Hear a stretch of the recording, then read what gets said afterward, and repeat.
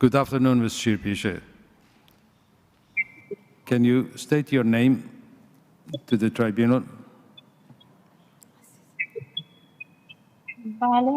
Yes, my name is Nahid Shirbisheh. I am the mother of Puya Bakhtiari, who lost his life for his country. I am a teacher, and I was retired last year. Along with my son, I was there on the 25th of Aban. We were there in one of the streets near where we live. We participated in the demonstrations, in a civil protest. We participated in it, and after an hour, Puya was killed. Sorry to... Just a moment, madam, please. Could I just ask you to take an oath, please, to tell the truth, and then we can continue with your testimony. So if you would repeat after me. I solemnly declare that I will speak the truth.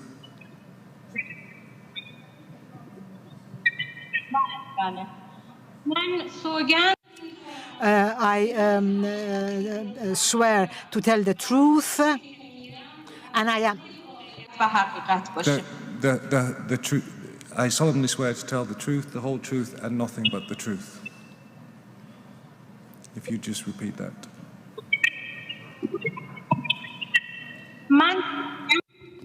I solemnly swear to tell the truth, not to tell anything but the truth in this tribunal where I am virtually present. Let's continue.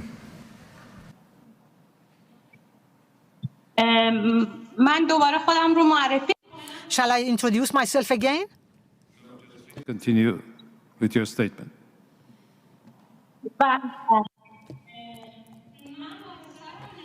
My son and myself, we participated in the protests of Aban on the 25th of the month of Aban, and we were there for an hour and a half, and we were on the street in the protests. Unfortunately, I saw the body of Puya, and I saw the body being carried by people, and people were saying, "I'm going to kill the one who killed my brother." And all of a sudden, I saw the body of my son. And in great surprise, I looked at this body, and I saw that the person that they are carrying on their shoulders is my son. I could not believe it. And at that moment, I cried out, and I said, "It's my son, it's my son." And after we got Puyan to the hospital, I thought that he was just wounded, but the bullet that had hit his head had just taken his life away from him, his sweet life away from him during the first few moments. They took the right to live from my son. This is an unforgivable sin for a crime that he had not committed. He had just protested. And that is a 40-year offense. And for a background, I should say that that was one of the many thousands of the oppressions that the government had imposed on the people, and this was a spark to pull me and my son and thousands of other Iranians to the streets. And the response was bullets, shooting bullets directly to the head of my son. My son loved calm, loved peace. He supported the environment. He was an engineer in electronics. He liked literature, poems, proofs. He was well educated. He liked sports. He did sports, and he did have many other qualities, good qualities that any educated young person could have. All these qualities my son had. and impecunious, without carrying anything in our hands, we went to the protest, and in response to a civil protest, which is one of the basic rights of any human being who lives in a country, we received bullets.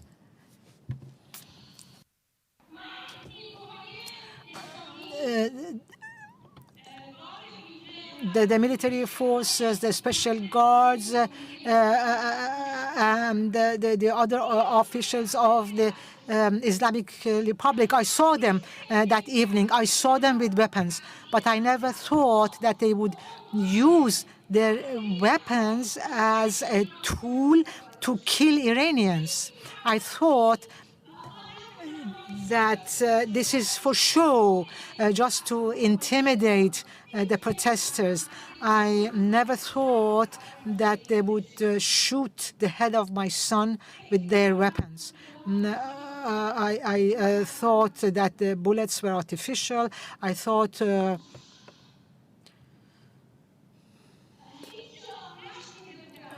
and I had never seen or heard that you would aim at a protester, a simple protester, during the first hours of a protest, and you shoot them directly to the head, the heart, and as they would say themselves, that's how they did it. Even shot people in their leg. When we put in the media the news of the killing of Pouya, we were the first family that had lost a son in Aban. It went viral because we were the first family that had had the courage to talk about this deliberate murder of the shameful Islamic Republic of Iran. Not only that the Iranian population would hear about it, but the international community would hear about it. And we did not fear at all what the consequences would be and what problems and troubles would arise for us until the day of the second day of Farvardin, which was a few days before. Sorry, says the speaker, the second of day, the month of day, 3 days before the 40th day of the death of my son, when Mr. Bakhtiyari, the father of Pouyan, called on people to come and participate in the memorial service to be held on the 40th day of my son. We were asked to go to the Ministry of Intelligence, and they tried very much to dissuade us from doing so. We did not accept it. We did not want to let go of this memorial because the memorial was the right of the person who was killed during the Aban protest. And after this summons to the Ministry of Intelligence and the interrogation and the threats on the second day of 3 days before the 5th of May, they invaded our house. It was 12:30 at night, 1 o'clock in the morning, and I can say perhaps 50 people invaded our house with crowbars and weapons, and they had cameras. They had handcuffs. They handcuffed us. They blindfolded us. And they arrested 11 members of our family, whether Shirbisheh or Bakhtiyari. They were all arrested on that night, and they were taken to prison. And we could not participate in the service on the 40th day after the death of my son. After that, after being released from prison, of course, I have to say that when we were interrogated, one of the interrogators told my daughter and said, "I killed your brother." So he actually confessed. He admitted that he had killed my son. Exactly as frankly as I am saying it. exactly as shamelessly as I am saying it.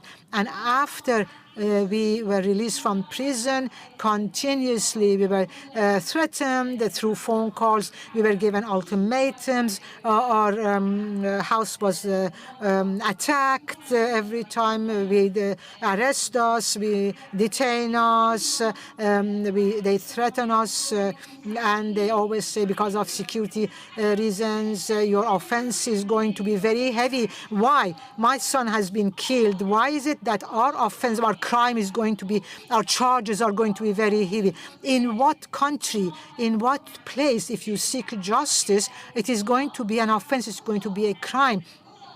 Now it is almost 2 years that Puya has been killed by the dirty, shameless government of Iran. Why should the father still be in prison?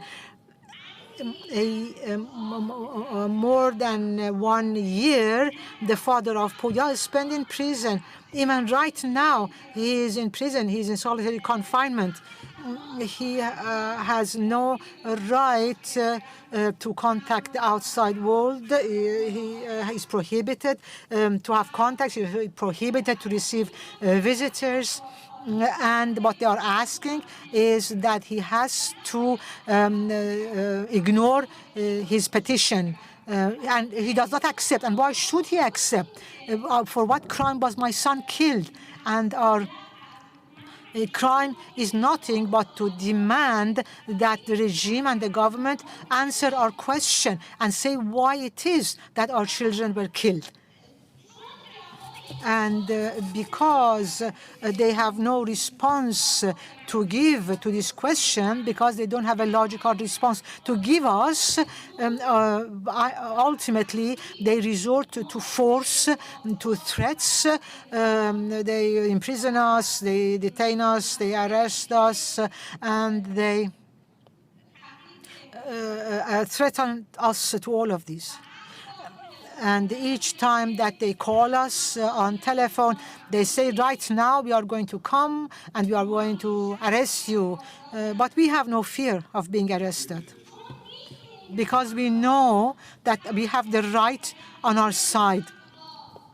And definitely, I am right. I am justified as a mother, Bakhtiyari as a father, and all the mothers and fathers whose children were killed innocently during the protests. Even the young people who were not protesters and were just passers-by, or were coming back from their work to their house, or doing their shopping, or they were doing something on the street. Even they were killed. And for what reason were they killed? Ms. Shirbisheh, Can anybody say why they shot people who were just protesting? We were among can I ask a protesters. question? We had nothing in our hands. We were only given slogans. We were giving slogans against the 40-year oppression in Iran that is imposed on every Iranian.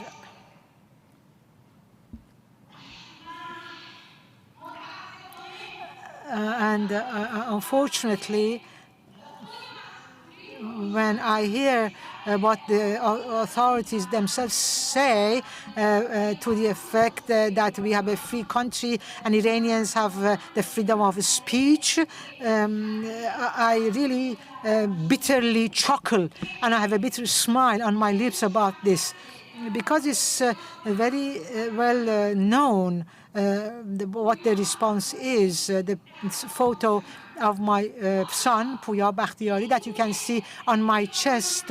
Is this how they give the right of protest to Iranians? Is this the way they give the freedom of speech to us? Thank you, Ms. Shirbisheh, for your contribution. The panel may have some questions for you.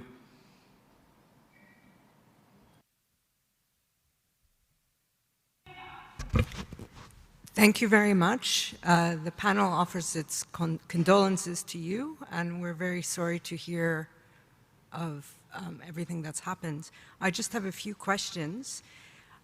You indicated that you were outside when the events took place. Are you able to describe for us in some detail what was happening on the streets? How many people were around? Can you describe in some detail so we have a picture of what was happening?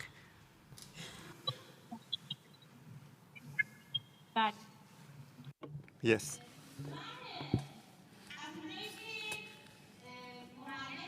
Since I'm a teacher and my shift had finished, I was going home from school. I got caught in traffic for 3 hours. My son, since he is very kind, was very kind, while I was in traffic, he constantly called me and asked me what I was doing and whether I had arrived home or not. After 3 hours, I got home anyway. I called my son and I asked him to come to our house for lunch. He said he was busy in the workshop and he will come 1 or 2 hours later. In the evening, in the afternoon, about 4 or 5 in the afternoon, Poya came home after his work. I warmed up some food, and after he had his food, he said that it is quite busy outside. People are protesting, and I would like to take part in the protests. Do you want to join me? Since me and my son had similar viewpoints, and we had seen that in the past 40 years, the government of the Islamic Republic has been incapable of managing the country and has only been plundering the country and had taken control of everything. And we Iranians had in fact been occupied. And our country is an occupied country. And we as Iranians feel like hostages. And I feel that I've been taken hostage in my own country, a country in which for 40 years we were told that we had foreign enemies, while my son was killed by direct bullet of an Iranian inside the country. And the enemies has been closer to us in the country from the vein of our neck and is trying to kill us at every moment. It's trying to arrest us. It's trying to put us into life imprisonment, execution, direct shot. It's trying to destroy Iranians in any way. Even it's not ready to buy coronavirus vaccine. Therefore, as a result, we all left house to protest. Puya said, it is cold tonight. If you want to join me, wear warm clothes. And I wore warm clothes. I stood next to the door and I said, I'm ready, my son. Let's go, Puya. I also would like to object. I'm also a protester. We left home together and I told Puya we should only go there with the condition that we would not leave each other's hands. I put my hand around the arm of my son. I didn't want to leave my son at any condition, under any conditions, even when there was danger threatening us. I wanted to be exactly next to my son. But unfortunately, after tear gas was thrown, I had to take my hands towards my eyes because it was burning and I could not breathe properly. My respiratory system had a problem. I closed my eyes at that moment for a moment, and the crowd pushed Puya away, and we lost each other. Thank you. This is how me and my son got separated. And I never touched the hand of my son after. And the last time I saw my son was when Puya was on the hands of the people, his beautiful body was on the hands of the people, and he was dead. And he was being carried by people, and I was witnessing this horrendous scene, and I can never forget this scene. Never. Thank you for sharing with us.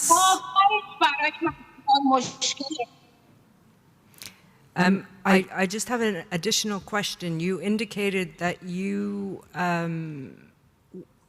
one of the interrogators indicated to you, I killed your son. Are you able to provide any more details about that? Who was this interrogator? Do you have any information about that? And how did you follow up after that? We did not have the right to see our interrogators. We were blindfolded. We were taken out of our cells, me, my daughter, and the other members of my family who were arrested and were interrogated on those days. We were all interrogated blindfoldedly.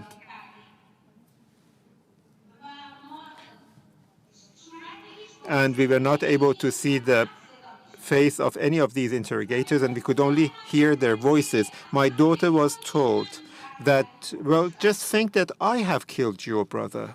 That's what she was told. My daughter was told that.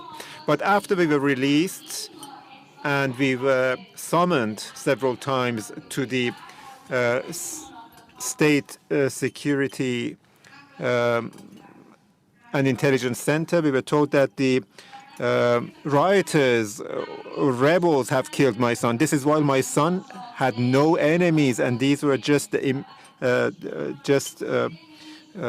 fiction of their own imagination. It is not hidden to any Iranian that where this comes from, and who had issued the killing verdict, the murder verdict of all these young people. We all well know that this murder was intentional, and it was ordered from the top officials of the country.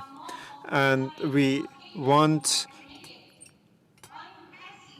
the individual who ordered this murder to be taken to trial, to be taken to justice. The one who ordered, the one who implemented the order should be taken to court.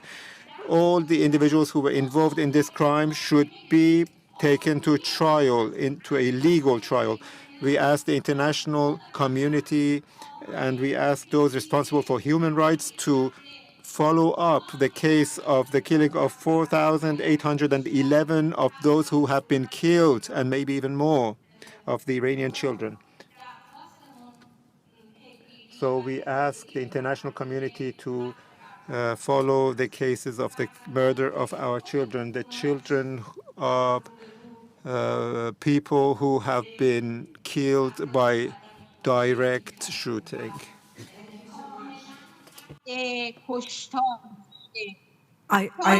Oh, sorry. Even they were not shot at their legs and their arms. They were, in order to intimidate them, rather they were being shot to kill. They wanted to destroy and to kill our young people. I asked the international community and the international tribunal to also chase the case of the father of Pooya Bakhtiari and to see what they can do to have him released, because this would be the fate of Manuchehr Bakhtiari as well. The fate of Manuchehr Bakhtiari affects all the members of Shirbisheh and Bakhtiari, and the same may happen to the other members of our family as well. I may just leave the house and I may be arrested too. I may not even leave the house. They may just come in, break the house and come and arrest me. Who's going to respond after? Even the uncle of Pooya Mehdad Bakhtiari is being condemned to 5 months of imprisonment, and he is being called every month that be careful, we're going to come and arrest you and take you to prison, and he is being threatened all the time. I'm being threatened, my family are being threatened, Bakhtiari's family are being threatened all the time. And we are where should we take our justice-seeking voice? In Iran, we have no authority through which we could ask for justice. Can I? Sorry to.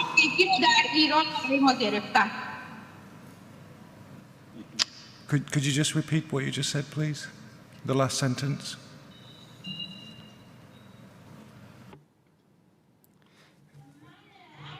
I just said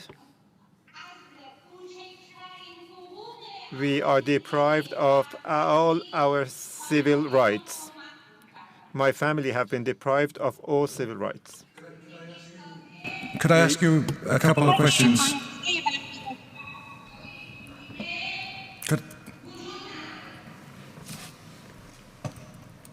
Could I ask you a couple of questions, please?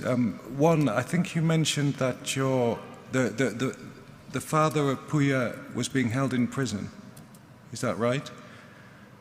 Where is he being held, and how was it that he was arrested, and who by?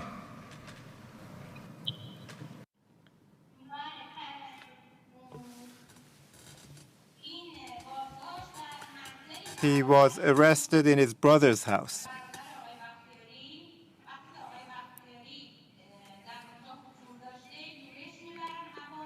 The government officials attacked the house of his brother, arrested him violently, put him in a car, and I think that they even put him in the boot of the car so that he would not be seen, because they didn't want anyone to see him on the way. That's how they took him to prison.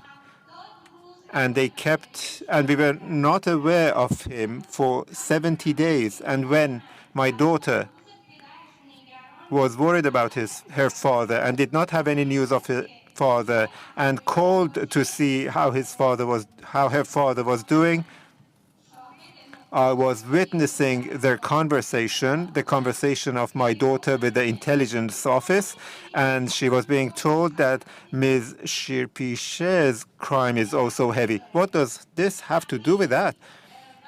When my daughter is worried about her father and she is only trying to see how her father is, should she be told that her mother's crime is also heavy? Your mother will be arrested too? That's what my daughter was told. And I said, your crime is heavy. Your case is a heavy one. You killed my son without any crime. You murdered my son and said, okay, no problem, we'll come and arrest you too. You mentioned that they said to him that he has to ignore his petition. That's the only way he'll get released, was what I took from that. What is his petition? What is it that he's expected to abandon before he can be released?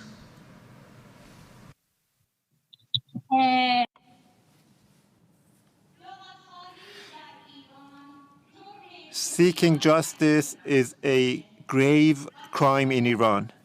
And this is what we realized since my son was killed. We have committed no crime.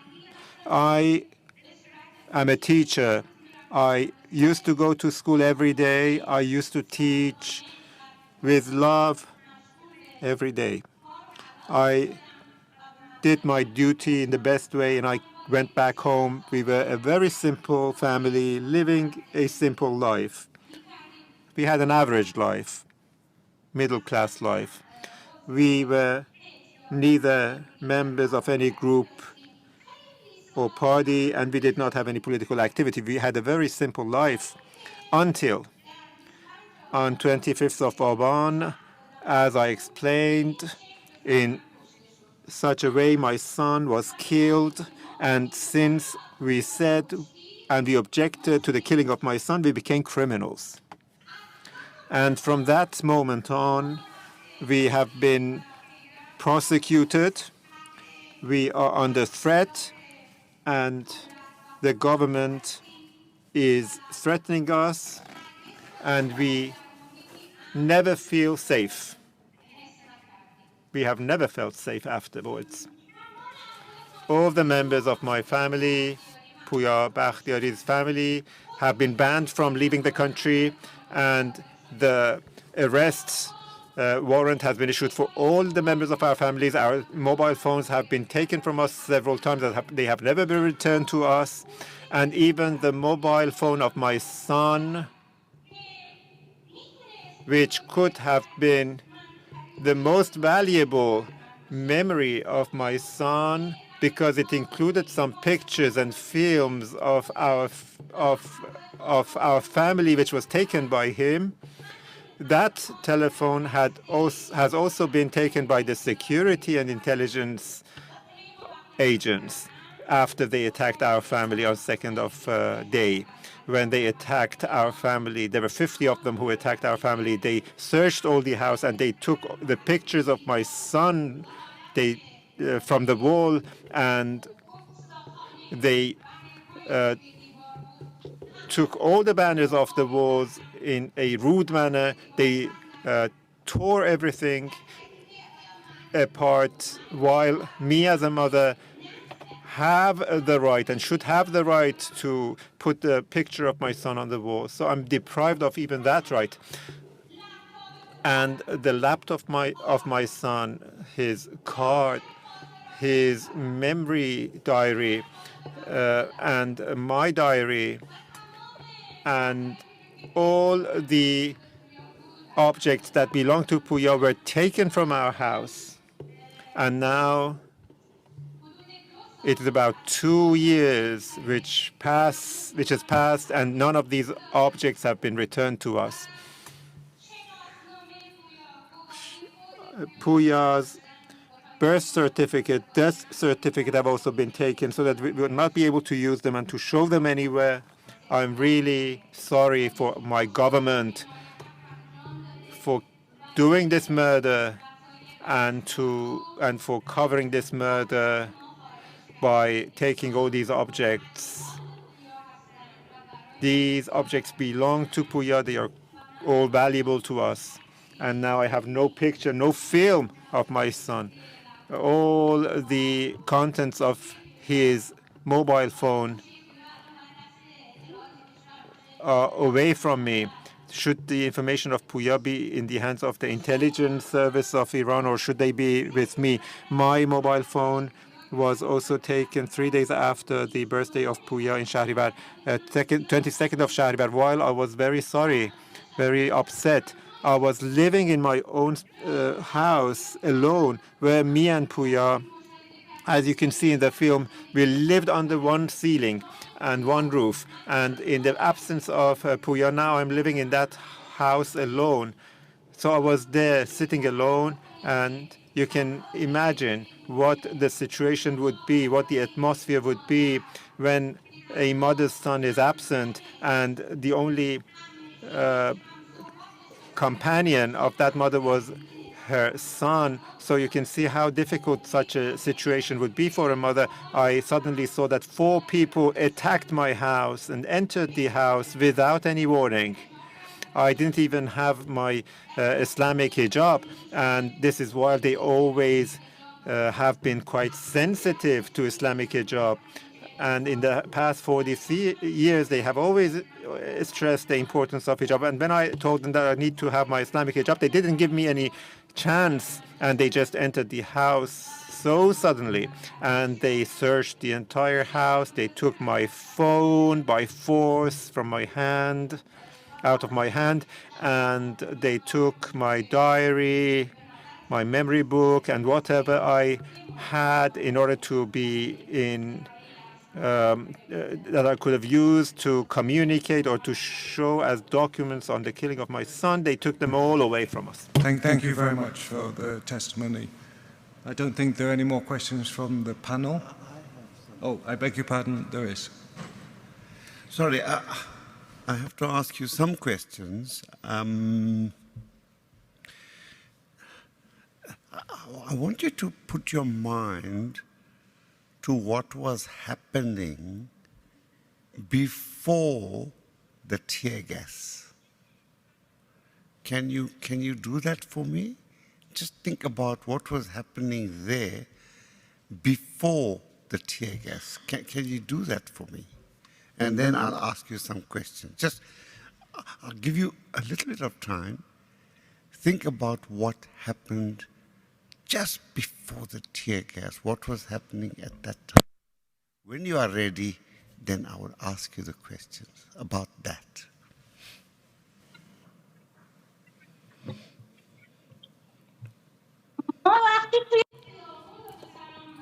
When we were on the street, that's to say me and my son, there was a great number of people there. I can say 10,000 people in the neighborhood that we were. Hold on a minute. Hold on.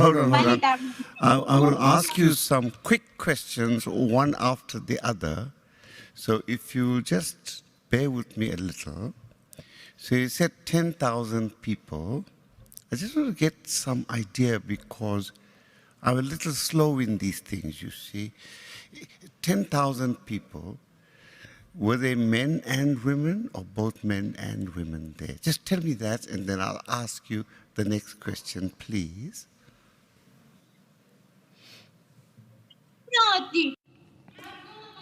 These were just normal people.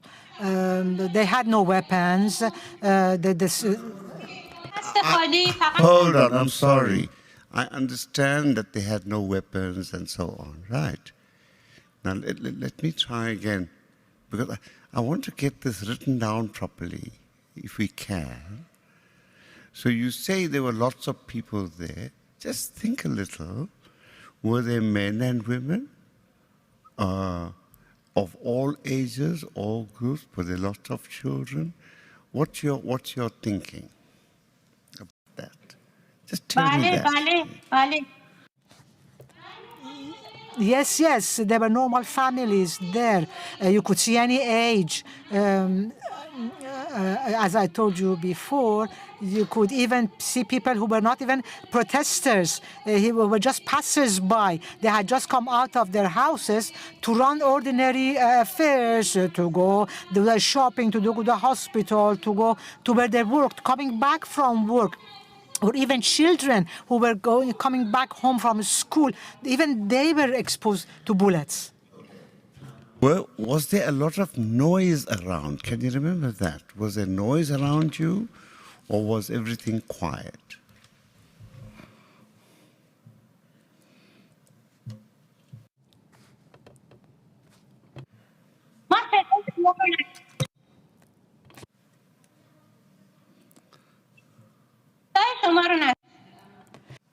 She didn't hear your question because she was talking herself. Can you please repeat your question?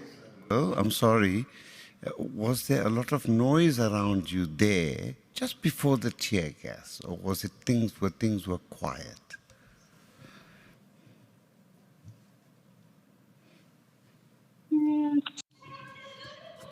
Yeah, but there was noise because they were protesters. They were giving slogans. They were saying "Death to the dictator." It's not a bad slogan, you know. Why should anybody be offended?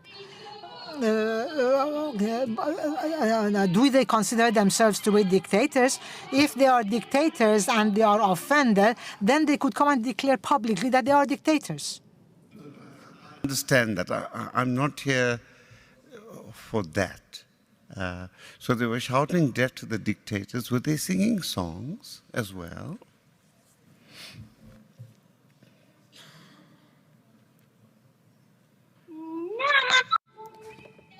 No, I didn't hear, but they were united. People were united to ask for the right of freedom, for bread, for livelihood. And there are many people who live in poverty. They are struggling with a lot of problems, unemployment, addiction, poverty, and many of the destructions that have happened during the 40 years in the country, the corruptions, economic corruption, financial corruption, thefts, lack of security, lack of freedoms, etc. Many of the things that exist in the country. to the next question, which is, you see, I come from very far away, and I heard, reading in the newspaper, that the protests were because of the increase in the petrol price. Is that right, or is there something wrong with that newspaper report?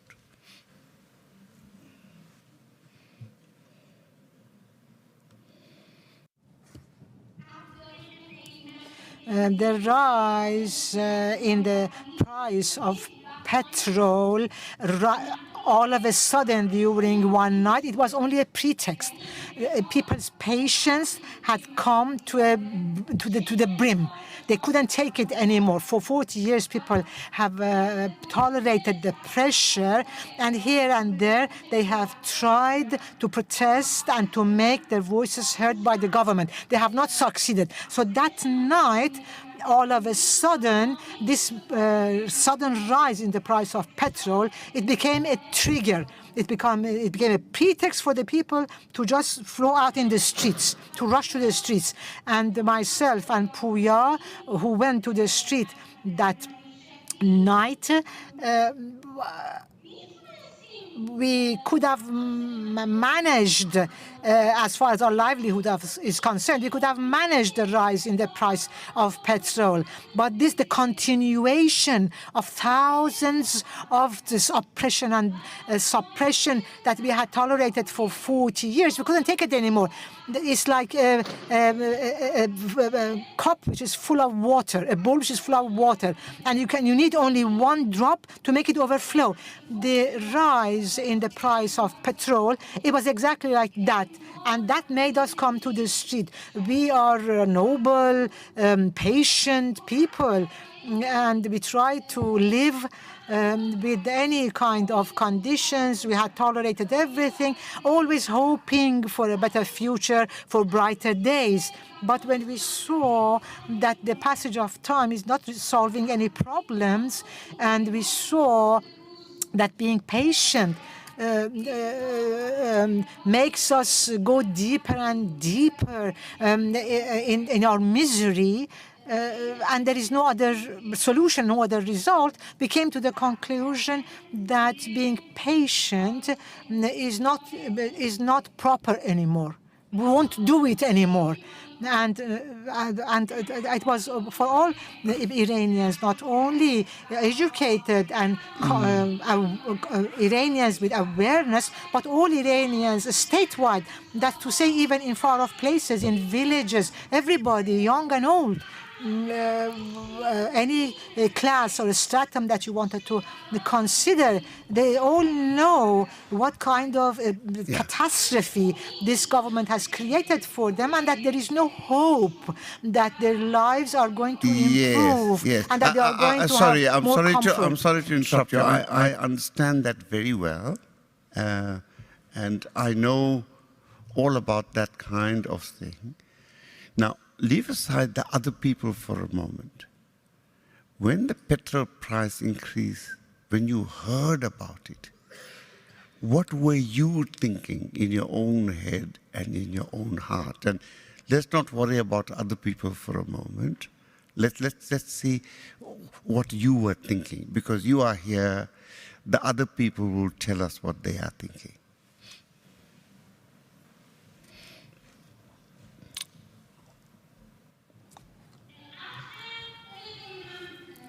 Well, definitely, you are also aware yourselves that the rise of the price in petrol would have a lot of consequences in the country. And consequently, it would also result in the rise in the price of many other items, food items, transportation, bus fare, and lots of other things that would be affected by this. And we knew that it would not end only with the rise in the price of petrol, and that definitely we would have other rises in other prices for other things that we would have to take on, and the other things that would be affected all over the country. And we felt that our president, who all of a sudden appeared on the television screen and says he did not know about it. Well, what does that mean? If you're living in a country, the president of which says he's unaware of the sudden rise in the price of petrol, well, that means it's a country where the population doesn't count. And it's a population that does not enjoy any kind of human rights. They don't enjoy any. That's to say that no importance is given to the people. And personally, I felt that I had no dignity anymore. I was disrespected. As an Iranian, I saw that they do not attach any value, any worth to me as a human being. The government is not considering me. They do not consider any rights for me. And the president says he didn't know about it either. So on either case, I would like to condemn the president, Mr. Rouhani. If it is a president who knows about it, that it's very unpleasant that a president all of a sudden rises the price of petrol threefold in one night. And if he did not know about it, well, that is extremely bitter and is extremely hurtful that somebody at the highest authority of a country says he's unaware of the rise in the price of the most important item, which is fuel, which is petrol. Okay, so you can accept that the tribunal understands the things that you have been talking about. I want to know a few things about the funeral, please, and I know it's going to be hard for you. Your sadness will come back again, but who decided where the funeral should be held?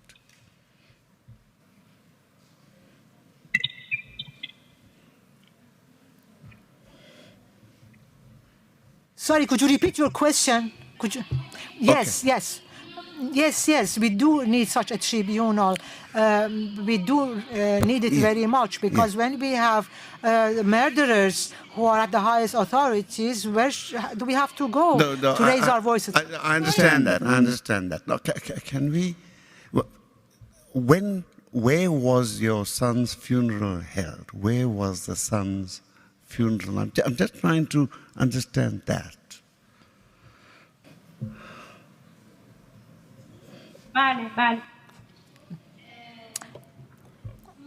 Yes, I understand. The day after Puya was killed, I was terribly ill. I was not conscious of what was happening, and any arrangements that being made in this respect, it was only the men in the family who were doing it, the relatives, the close people who were doing it. And in any event, they did take me to Behesht Sakine, and they said that this is the burial day. I went to the room where Puya was laid out, and I feared participating in the ceremony because I thought I would not be able to do it. But I did go, and I sat on the bed that he was laid out, and I asked him to help me. And I talked to him. I said, Puya, it's a very difficult day today. Help me so that I can participate in your ceremony. Even my brother said, sister, let us not go. It's difficult. It's too difficult for me to go. But very determinedly, I said, no, we have to participate. Okay.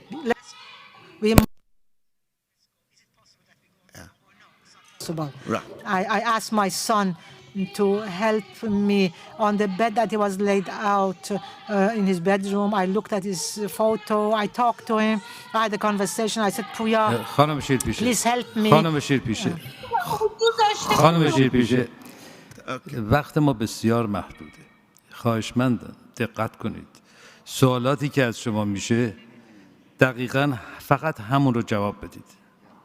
ما خیلی وقت محدودی questions داریم. carefully and only answer to the question squarely within the question. Don't give anything extra. Yes, and then we went to Beish Sakineh. It is a cemetery which is within a 30-kilometer distance from our house, and we sat there until the evening. Mrs. Shirbisheh, Mrs. لطفاً تکرار میکنم فقط جواب سوال I would like to repeat, please answer the question and nothing else. فقط جواب سوال بدید. Mr. Yaqub. You'll be happy to know I've gone to my last question. Are you a very religious person, and what religion do you belong to?